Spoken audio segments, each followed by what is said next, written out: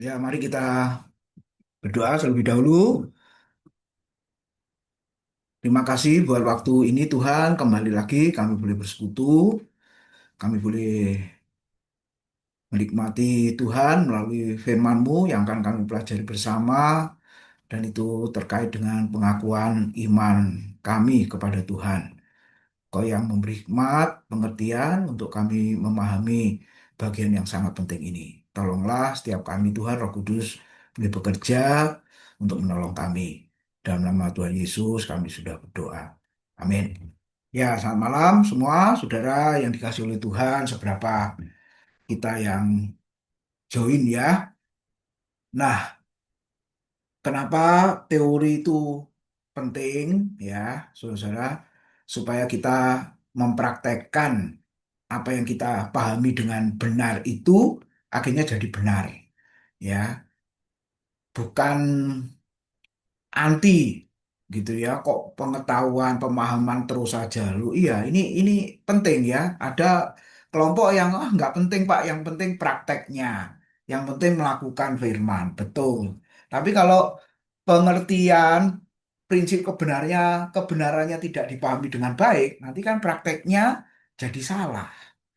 Ya, kalau di sekolah minggu dewasa itu bukan memahami seperti Yesus memahami atau seperti konsep Yesus, tapi kita punya konsep sendiri-sendiri. Nah, ini yang bahaya itu ya. Makanya saya ajak kalian semua setiap minggu itu bukan hanya mengucapkan, mengakui di mulut saja ya, tapi di hati dan pengertian. Itu ya. Ini yang menjadi penekanannya. Nah, masih kita lanjutkan ke bagian Kristusnya ya. Jadi kalau WL berkata apa yang kau percayai tentang Yesus Kristus gitu ya. Nah, aku percaya kepada Yesus Kristus anak yang tunggal Tuhan kita. Ini panjang. Yang dikandung dari Roh Kudus, lahir dari anak darah Maria, yang menderita sengsara di bawah pemerintahan Pontius Pilatus, yang lalu sudah saya sampaikan, disalibkan, mati, dan dikuburkan. Nah, sekarang turun ke dalam kerajaan maut. Pada hari yang ketiga, bulan depan ya, saya sampaikan. Bangkit pula dari antara orang mati. Naik ke surga, duduk di sebelah kanan Allah Bapa yang Maha Kuasa, dan dari sana ia akan datang untuk menghakimi orang yang hidup dan yang mati.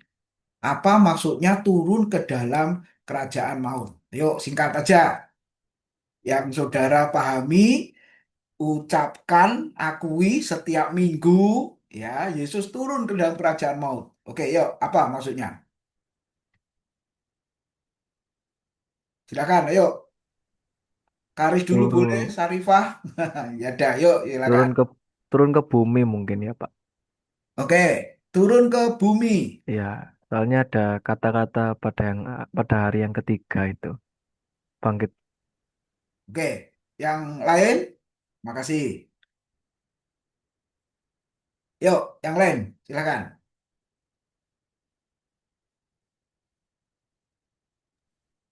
Yuk, Bu Mei. Ya, kalau saya ini berbicara tentang kematian ya Pak. Saat dia mati itu, dia turun ke dalam kerajaan maut. Itu kali. Apa kerajaan maut itu? Ya, waktu dia mengalami kematian itu Pak. Mm-mm. Kematian dia kan eh, apa maksudnya? Gimana ya secara menjelaskan? Setiap minggu kita ucapkan, ayo, gimana? Turun ke dalam kerajaan maut. Ya, dia ketika dia mati itu kan dia mengalami maut di situ Pak. Hmm. Jadi Gitu. ketika dia mati. Ya, Oke, masih. Yang lain? Ayo, singkat-singkat aja apa yang dipahami. Ayo, ada Brian, ada Fanny, Geski,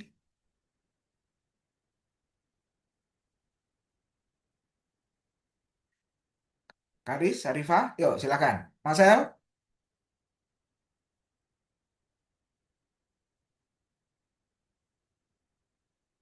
Hmm, lagi di mana ini hambanya? Yuk, Karis. Masih bingung, Pak. Oh, masih bingung. Puji Tuhan. Oke, oke. Ya, ya, ya. Ternyata lagi di luar ya. Oke. Oke, yang lain lagi ada? Geski, Fani? Lo, yuk Oh, Geski. kalau saya sih Pak, keadaan ketika manusia berada di bawah kuasa kematian. Oh, Hampir sama kayak Kak Me gak sih? Kayak hampir sama kayak Kak Me sih. Kalau oke. menurut saya. Ya, oke, yuk. Ayo kita pelajari bersama ya. Jadi apa maksudnya Yesus turun ke dalam kerajaan maut? Ya, turun dalam kerajaan maut. Oke. Nah, ini ya. Apa itu kerajaan maut? Nah, mungkin ada juga kita yang memikirkan kalau sudah mati ini bagaimana ya, saudara? Oke, jadi ada istilah-istilah ini ya, kerajaan maut, kerajaan kematian, lalu ada dunia orang mati. Jadi ada dunia orang hidup, ada dunia orang mati sebenarnya. Oke, nah ini ada satu ayat tentang Yakub ya, di Kejadian 37 ayat 35. Sekalian anaknya laki-laki dan perempuan berusaha menghiburkan dia, tetapi ia menolak dihiburkan, serta katanya tidak. Aku akan berkabung sampai aku turun mendapatkan anakku ke dalam dunia orang mati. Demikianlah Yusuf ditangisi oleh ayahnya. Masih ingat kisahnya ini? Yusuf kan dijual ya oleh saudara-saudaranya, kemudian jubahnya dicelupkan ke darah ya. Nah, kemudian jubahnya dikembalikan ke papanya, ditunjukkan, ini loh, jubah siapakah ini? Jubah anakmu kan? Yusuf, aduh, mati ya, diterkam binatang buas. Nah, begitu ya, padahal kan tidak. Ya, ini akal-akalan saudaranya itu. Nah, jadi pikirannya Yakub, anaknya Yusuf ini sudah mati, gitu ya. Sudah mati, makanya dia berkata, aku akan berkabung sampai aku turun mendapatkan anakku ke dalam dunia orang mati. Jadi sama-sama mati gitu loh kira-kira. Ya, jadi ke dalam dunia orang mati, turun ke dalam kerajaan maut, ya tadi Bu Mei sudah bilang, artinya Yesus benar-benar mati. Itu ya, Yesus benar-benar mati. Itu maksudnya. Oke, apa itu dunia orang mati? Ya, yang pertama kuburan. Nah, ini artinya ya. Ini gambar di sebelah itu, kuburan. Jadi orang meninggal ya sudah masuk kubur. Jadi kuburan itu ya dunia orang mati. Ini secara fisiknya. Tapi yang kedua, suatu tempat rohani. Jadi bukan materi atau fisik yang tampak. Ya, saudara jangan kejar terus di mana itu, Pak. Ya, tunggulah waktu kita semua mati nanti. Ya, memang ini agak sulit karena ini kan misteri. Hal-hal yang akan datang, yang akan terjadi, yang akan kita alami. Dan bersyukurnya, ya, Alkitab tidak pernah mengajarkan bahwa orang yang sudah mati nanti mendatangi orang hidup gitu ya. Lalu menceritakan keadaannya bagaimana. Ya, nah jadi maaf kalau ada orang yang cerita ya setengah percaya sajalah. Wong dia cerita begitu. Ya, apakah benar dia mengalami ke sana? Ya harusnya kan mengalami kematian harusnya. Kalau mau menunjukkan dunia orang mati itu tadi. Nah, yang ketiga tempat jiwa yang tertidur, tidak berperasaan, tidak tahu apa-apa, beda dengan lingkungan di mana ia ada sebelumnya. Dunia sekarang ada dunia orang hidup. Masih ingat ketika Lazarus mati, Yesus mengatakan apa? Dia tidur. Tapi para murid tidak memahami apa maksud ya Sakeus itu tidur. Padahal Sakeus itu mati ya. Jadi itu istilah-istilah ya. Karena waktu disebut tidur berarti suatu saat akan bangun. Ya sama kalau di dalam Kristus, saudara nanti waktu mati ya dia bangkit. Ya, dia bangkit. Oke, kata Ibraninya dunia orang mati itu Seol. Ya, jadi melalui kematian, semua jiwa memasuki tempat tinggal atau dunia orang mati. Ya, kata Ibraninya Seol. Kemudian Seol juga dikaitkan dengan kuburan. Kata Ibraninya Bor. Masih ingat kita ya, ada sumur Bor. Apa maksudnya? Itu ya, untuk mencari air itu ya, sumur Bor. Dibor terus sampai mendapatkan airnya. Ya, jadi tempat yang dalam gitu ya, saudara. Nah, Seol adalah sebuah kuburan besar yang mencakup semua kuburan orang mati. Lalu Seol juga merupakan wilayah kematian atau dunia orang mati dalam pengertian figuratif. Seperti tadi Yakub ya berkata, sampai aku menuju ke dunia orang mati. Jadi kalau ditanya tempatnya di mana, ya sekali lagi yang metafisik tadi ya, bukan fisik, ya di mana? Nggak ada yang tahu, saudara ya. Nggak ada yang tahu. Oke, lalu kitab Ayub menggambarkan Seol, dunia orang mati itu dikatakan tempat yang gak dalam. Ya, Ayub 17 ayat 16. Kemudian tempat yang gelap. Ayub 17 ayat 13. Seperti kerongkongan yang menganga dan tidak pernah puas menelan. Kerongkongan yang menganga dan tidak pernah puas untuk menelan. Ya, nah ini gambarannya ya, saudara. Oke, Seol di dunia orang mati. Sheol ini dunia orang mati, baik orang percaya maupun tidak percaya. Jadi secara gampangnya, apa tuh dunia orang mati ya kuburan, itu fisiknya. Tapi yang metafisik, ya suatu tempat, ya saudara digambarkan tadi yang gelap, ya yang seperti kerongkongan yang tidak pernah puas untuk menelan, gitu ya, saudara. Atau ya istilahnya dunia orang mati itu tadi. Nah, Seol juga seringkali diterjemahkan sebagai kubur. Nih, Mazmur 141 ayat 7, seperti batu yang dibelah dan dihancurkan di tanah, demikianlah akan berhamburan tulang-tulang mereka di mulut dunia orang mati. Jadi ingat ya, kuburan orang-orang PL itu kan bukan ditanam, ya, tapi di gua-gua batu ya. Kalau di Jawa ditanam, dimakamkan ya. Tapi kalau kita ke Toraja itu ini yang sesuai Alkitab ya. Pernah saya punya murid orang Toraja itu, kami ini Pak, pemakamannya sesuai Alkitab karena mayatnya diletakkan di gunung-gunung batu, katanya gitu ya. Itu. Jadi kuburan ya, batu-batu itu ya, saudara, yang dibelah kemudian mayatnya di sana dan akhirnya apa? Ya ketemu tinggal tulang-tulang saja ya. Nah, itu terjemahannya dunia orang mati, Seol juga. Mazmur 9:18, orang-orang fasik akan kembali ke dunia orang mati. Kata Ibrania Seol. Ya, segala bangsa yang melupakan Allah. Nah, Seol juga seringkali terjemahkan sebagai kubur. Nah, ini Mazmur 55 ayat 16, tambah lagi. Biarlah maut menyergap mereka, biarlah mereka turun hidup-hidup ke dalam dunia orang mati atau Seol. Sebab kejahatan ada di kediaman mereka, ya dalam batin mereka. Masih ingat di kitab Bilangan itu ada Datan, Korah, dan Abiram ya. Itu mereka dikubur hidup-hidup karena memberontak. Kalau kalian baca kisahnya, akhirnya mati. Nah, sekarang bahasa Yunaninya apa? Dunia orang mati, Hades. Ya, Ibrania Seol, Yunaninya Hades. Kisah Rasul 2 ya 27 dan 31.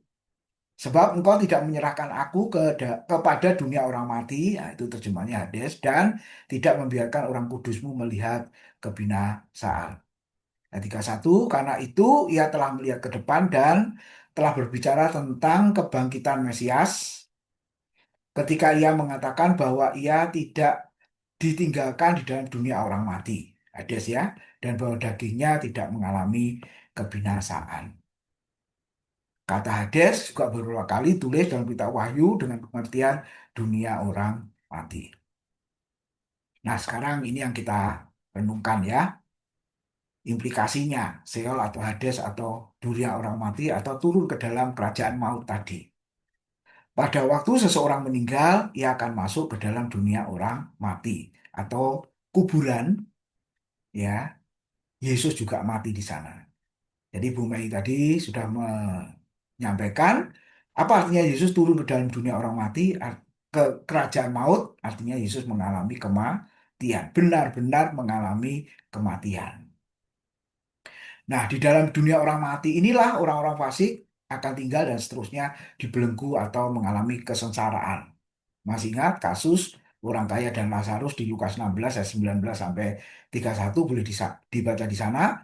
Nah, ketika diterjemahkan aku menderita kepanasan ya, ingin setetes air saja untuk menyejukkan lidahnya, permintaannya begitu ya, tapi tidak dikabulkan. Nah, itu terjemahnya alam maut di situ in hell ya, King James menerjemahkan ya neraka, ya betul ya, neraka. Jadi gambarannya sudah seperti ini. Oke. Lalu yang ketiga, orang-orang milik Allah berdasarkan imannya kepada Kristus memiliki pengharapan yang pasti bahwa mereka juga akan dibebaskan dari kuasa maut atau kematian. Ya, maksudnya kematian untuk apa? Nanti suatu saat akan bangkit ya, itu maksudnya ya. Nah, dalam hal ini perjanjian baru menegaskan bahwa setelah kematian orang yang beriman akan hidup dalam sukacitanya.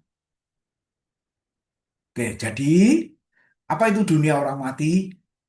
Ya, kuburan tadi ya, boleh dikatakan masa antara. Kalau belajar teologi itu ada satu istilah intermediate state ya, masa antara. Masa antara apa? Kematian sampai menuju kebangkitan. Gitu ya. Lalu Seol Hades itu bisa terjemahkan kuburan.